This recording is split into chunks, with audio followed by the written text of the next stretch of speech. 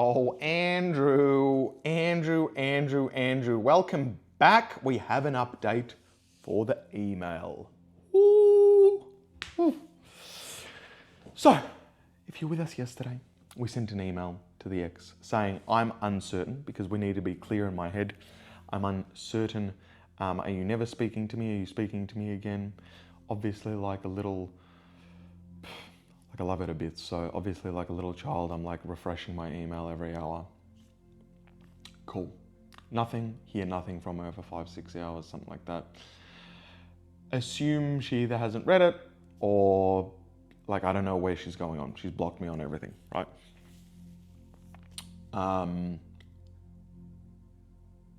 So then I'm logging into my Instagram and I receive a message from her. So she's unblocked me, she's messaged me. No hello, nothing. 2 photos of a wizard rejecting her and her friend tickets because she's a threat, drugs, and literally, was this you? You have one shot to answer honestly.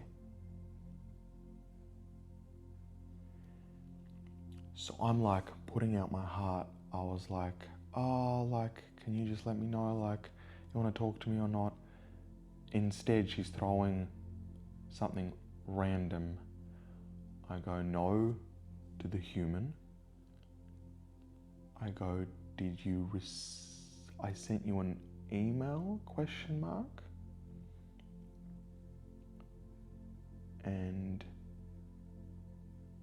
she then goes, I don't believe that it wasn't you. You said that you would go to a festival, and fuck with her head where she went. So before she blocked me on everything, whatever it was, like 2 weeks ago, her thing was she's like sober, she went to NA meetings, she has apologized to me, sorry that her apology through an email was, I see now where I went wrong, I apologize for everything. While I had my grandma dying, while I had lots of stuff doing, while she was putting stuff up her nose. So that's the reality of it. She didn't apologize profusely, but it was like, hey, sorry, I was wrong. Social media says I'm in NA meetings, everything's changed, life's changed, etc. So I said, I didn't know you were still on narcotics, please leave me alone. She's like, I'm sober, but sending me messages saying she's going to like a festival full of only that. I have stuff going on at home, family-wise, again, health stuff, and again, she's just controlling, just like demanding. So I was like, please leave me alone, this is not the time. I block her, and still like an idiot all day, checking emails. Will she say, hey, like, I just need time, I'll speak to you someday, because all her communication is, I love you so deeply, I don't want to get a restraining order against you. A restraining order for 5 emails of saying that I love you. And here's how I feel. Anyway. So, tough. So I sat there and I was like, you don't know what a person is going through, and I don't. I have no idea what she's going through. But it sounds like she's also in Australia now, so that's fantastic. So she's come back to Australia, probably now in my suburb, So am I going to expect her now to like stand in my gym and just be like, like what is going on? I just don't know. But the hardest thing is like I have to love because I don't know what's going on for her. And I have to draw boundaries. And it's weird because I'm the person that asks, hey, could you just let me know if you're going to talk to me or not ever again? No emails, nothing. Instead, something about a festival. Amazing. So I didn't get the answer. Instead, I got somebody frantically telling me about something that is going on, and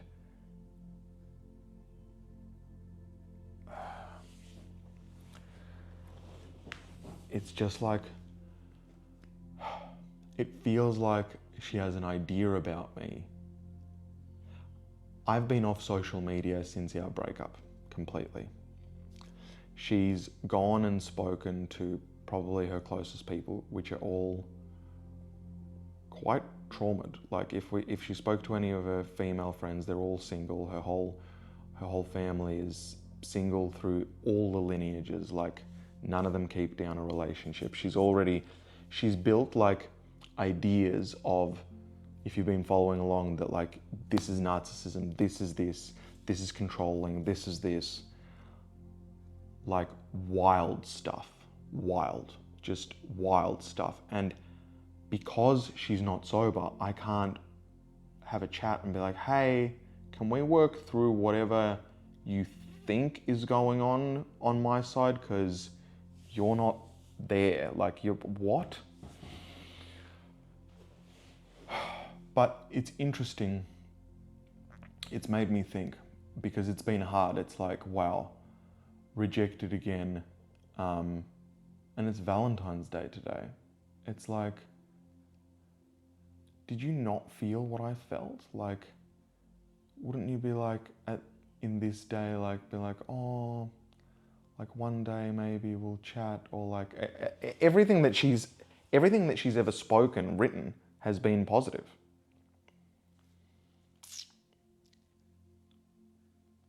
So it's been hard to love, but what I thought is, okay, well, if you've seriously gone through a bad breakup and it looked like on social media she wasn't handling it well, step one. Step two, copious 5-6 months worth of like narcotics now. Copious amounts. Already potential mental health issues. Apparently she's already again disowned her whole family.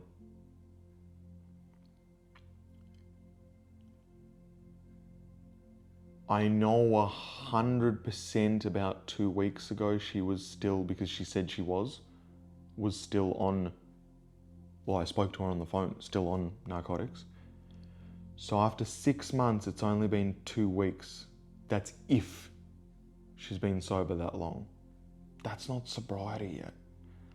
And the recovery from what she's gone through may take like now a year. Like I don't know.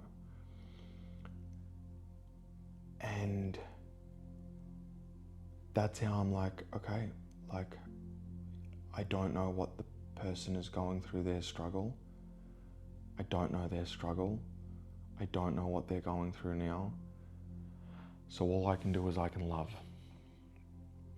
I can love, and I can hold in my heart that I was like, I love you inside my heart. And I have to assume you're not talking to me. Maybe ever. So I asked her, please, just please, after everything you've already done to me, just please let me know, will you ever talk to me again or not? Just please give me that clarity. And instead I got the controlling, I'm not going to give you anything. So that's hard, because everything inside of me is like, that is such a shit move. But you don't know what they're going through. You don't know what they're going through. And you know, for me to arrive and be,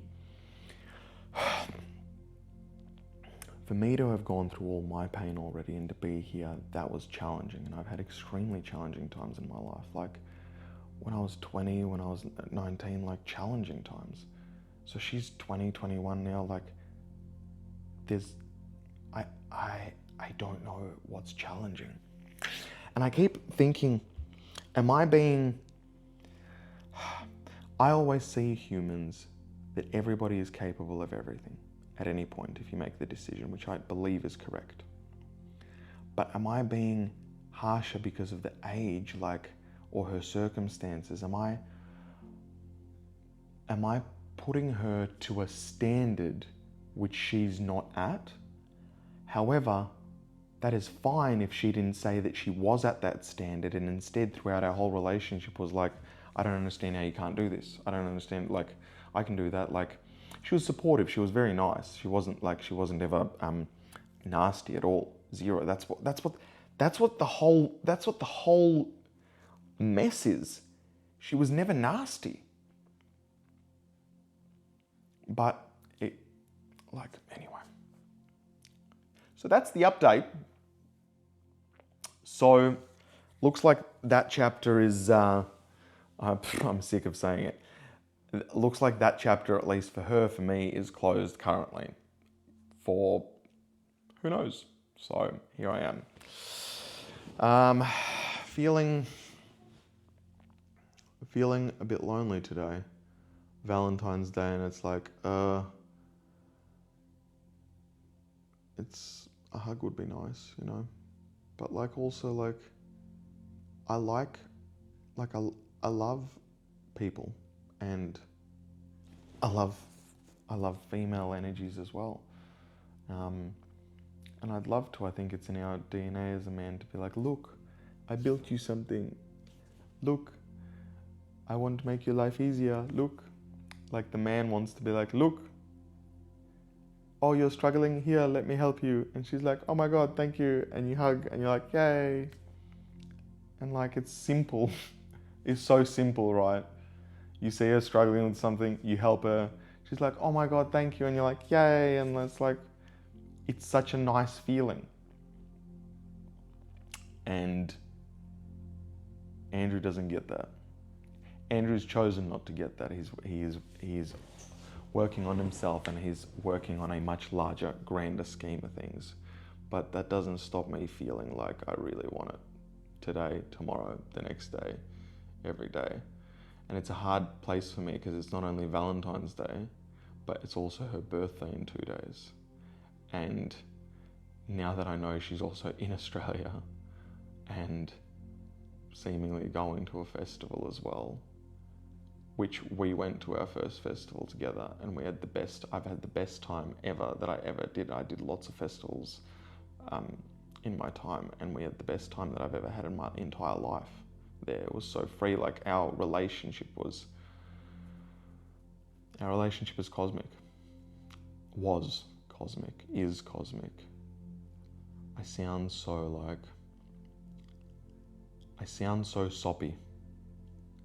But it is what it is. It's what I feel. Like I can't run away from what I feel. How I feel is how I feel. I think throughout this journey of this breakup, I've been saying like, that's it. I have to forcefully now not think about her. And that force thing again is just me doing this other thing called like trying to do things which aren't natural. Like let the mind and the heart work as it works. Feel the emotion fully as it comes up and, let it be. So it's hard. It's hard. Her birthday's coming up, and last year it was such a simple birthday. I was like, what do you want for your birthday? I know that things did grand things for your birthday. And she's like, I just want to do whatever I want to do. I was like, okay, we'll just do whatever you want to do. And it was so low key. It was so low key. And she was just able to do whatever she wanted to do. And at the end of it, she was like, that was the best birthday I ever had. And I was like, babe, I didn't do anything, literally. And she was like, my whole life with birthdays, I had to do other people's stuff. I had to do stuff for other people. It was so nice to just be able to do whatever I wanted to do. And that was so nice because it was so easy. Like, we just made the day about her, whatever she wanted. Where do you want to go? When you drive somewhere, what do you want to do? What do you want to do in the evening? What do you want to eat? Like, whatever. And yeah, you know. And then it makes me think, she broke up with me a couple of days before my birthday, literally 2-3 months ago. 2 months ago. 2, 12, 12, 12. Now nearly 3 months ago. Jeez. Oh, she's in my system, man. Like, she's in my system. There's nothing that I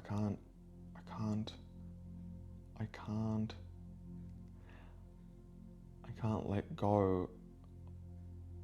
Not that there's let go, so I can love, but I also can't let go of what is there is second to none for me, just unbelievable. And there was heaps of stuff that needed work, but she was worth the work from both sides. And I needed to do more work. I was definitely way more, like, I wasn't aware to how much, because I just wasn't being a man kind of for myself. Like, I was so entrapped in her world and I wasn't doing me. I didn't realize the impact of how much that hurt the relationship, but I take full accountability for that, and I'm running to work on my shit. Like, I'm running. I am full on running. I'm taking it all. You've seen. Anyway. And I talk to a lot of people. I talk to women, I talk to guys, I talk to everybody, but like, I'm not dating, I'm not interested, I'm not, like, it's so not even close. And I sit there and wonder, is she feeling the same thing? Does she feel the same thing? Or is she like, because all her communication is like good riddance. Love, but restraining order. Love. Her message was like, wouldn't put it past you for everything you've put me through. 5-6 emails saying, I love you, I'm sorry, here's what I felt, you should definitely talk to your mother, I was sorry that I didn't stand my ground, here's what I think, I lay in bed and think, where are you okay, I miss you, it was bliss. Dead to me.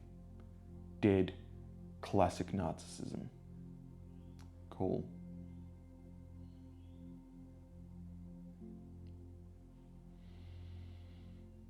Cool.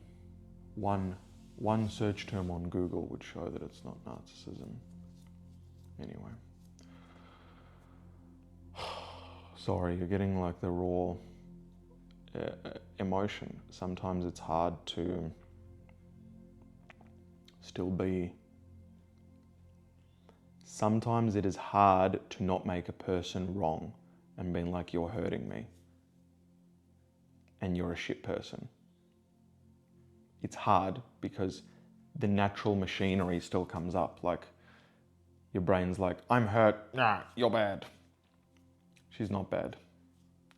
She's dealing with it, whatever she's dealing with. And I think the mental model for everyone to get from this is that you don't know what a person is dealing with inside their head.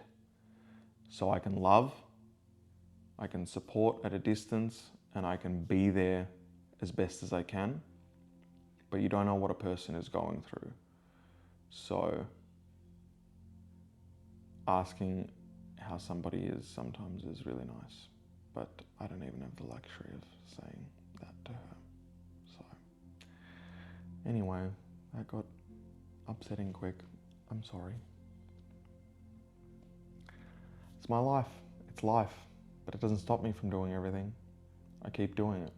I keep being a support for the people that need me. I keep doing my business. I keep doing this. I'm working on a few projects. The gym is still smashing it. So we're good. The rig is peeling out, which is good. And just feeling like as sort of fat melts off you as last bits, I'm a big believer that there's like either toxins or nutrition or stuff that's been like in pockets that hasn't been let go yet. So as it lets go, like you feel cleaner, you feel better, and it's like your energy and your vibration becomes to vibrate at a different level. So, and I think we're in the place where we're now working on stuff that has been there for a couple of years at least, maybe even, longer. But anyway, I love you, friend. Sorry for the depression. It's not depression, it's life. You gotta roll with the punches. Sometimes it's sad, sometimes it's good. It wouldn't be good if you didn't have the contrast of sad. I love you, and I'll see you tomorrow. Peace.